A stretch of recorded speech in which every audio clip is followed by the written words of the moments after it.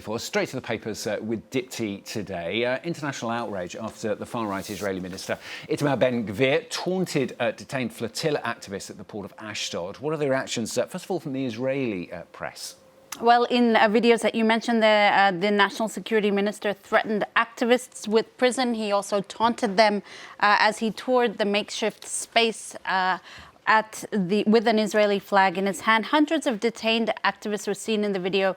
Many of them are bound with their hands tied behind them backwards on their knees. And the video has indeed sparked international condemnation, even a rare rebuke from Benjamin Netanyahu himself. This is from the Jerusalem Post here, which calls Ben-Gvir's actions disdainful toward detained flotilla activists. Haaretz, the center-left paper and well-known Netanyahu critic, in their editorial say that Ben-Gvir's actions were cruder than others, but certainly very much in line with the norms of today's Israel.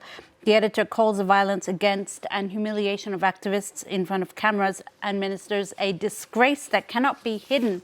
There's also a strongly worded op-ed from Times of Israel, a conservative Israeli press here. In this op-ed written by David Horowitz, the Times of Israel editor, he says he calls Ben-Gvir a, quote, far-right Jewish supremacist and racist thug, and says as national security minister, Ben-Gvir has harmed Israel's security, reputation and internal well-being. He even calls for Netanyahu to fire Ben-Gvir, but says, of course, he will not be doing that. Well, the Italian Prime Minister, Giorgia Meloni, was one of the first international leaders to condemn the video. Lots of reaction in the Italian press as well. Yeah, that's right, because among the activists detained, many of them, or some of them at least, were Italian citizens, hence why there's a lot of outrage in the Italian press. This is the reaction from La Repubblica, which calls on, which on its headline here calls it Israel's shame, or it says shame on Israel on its front page.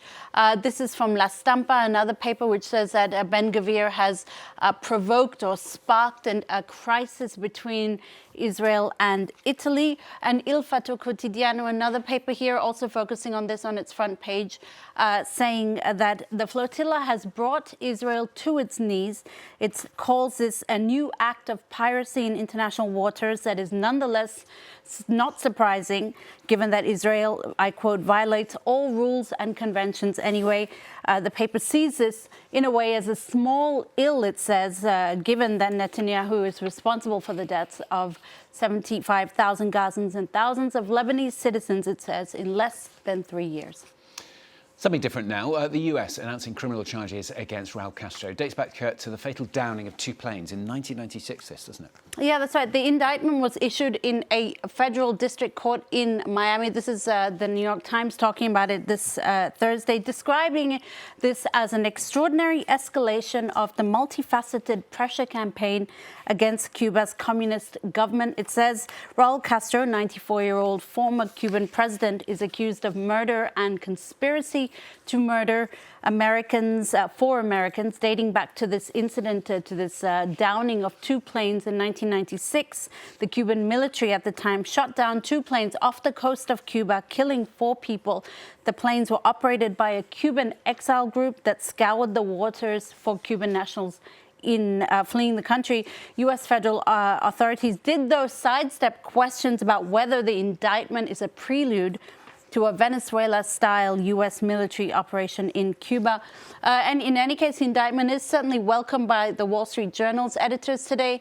It says that it is a welcome attempt to provide justice for the murdered Americans, and it comes at a time of growing vulnerability for Cuba, it says, as its, quote, Venezuelan sugar daddy has been cut off. That's the words of the Wall Street Journal. You also have The Economist talking about it here, saying that Donald Trump is pushing towards the end game in Cuba. The Economist also talking about the very dire economic situation facing Cubans today.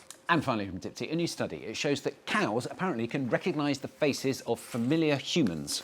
Yeah, that's right. The study was run by French researchers, actually, Stuart, and set out to test whether our bovine friends can discriminate between familiar and unfamiliar faces. It turns out that cows do indeed have déjà vu, as the Times of London puts it today, that they do not see humans as a homogeneous block, but rather can detect familiar faces and match those familiar faces to familiar voices.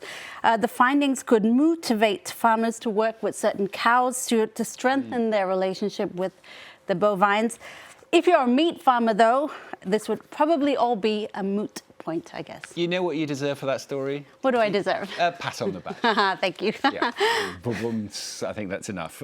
Tea with the papers on Friday 34.